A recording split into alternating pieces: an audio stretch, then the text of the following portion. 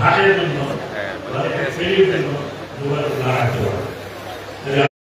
যখন তিনি এই কাজটি হাতে নিলেন আমাকে বললেন অনেক বিষয়ে উনি বলেছেন, আমি চেষ্টা করেছি করার জন্য। প্রথমত এই ঘাটকে দখল মুক্ত করতে হয়েছে, কম বেশি কাজ করতে হলো।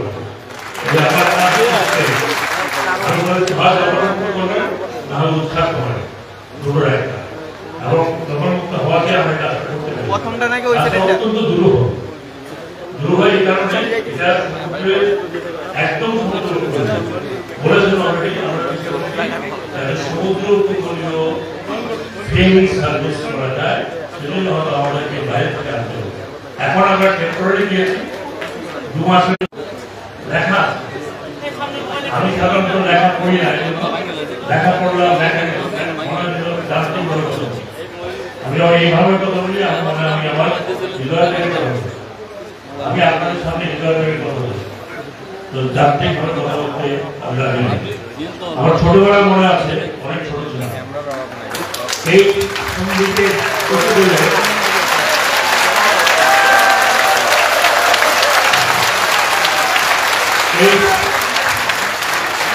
এই সৌন্দর্যের উপকূলে একটি জাহাজ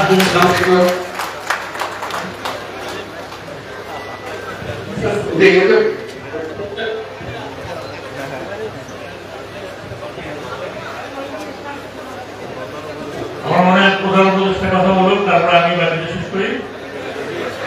হ্যাঁ, গোয়ান প্লিজ।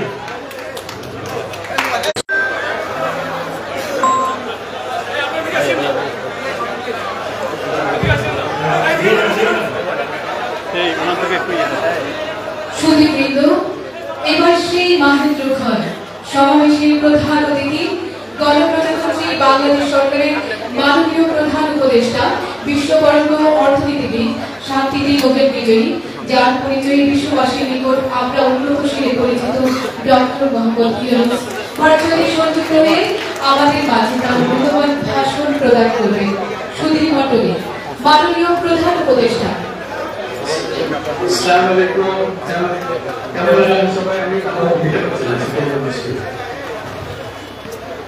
খুব খুশি হলাম যে আপনারা সবাই এখানে একত্রিত হয়েছেন। একটা শান্তিপূর্ণ মানুষ নানা আবহাওয়ার মধ্য দিয়ে জীবনের ঝুঁকি নিয়ে ছেলে মেয়ে শিশু অসুস্থ মানুষ করতে হয়, এটা খুবই লজ্জার বিষয়। এটা সুন্দর সুস্থ পরিবেশে করতে পারবে, এটা কেন আমরা করতে পারলাম না সেটা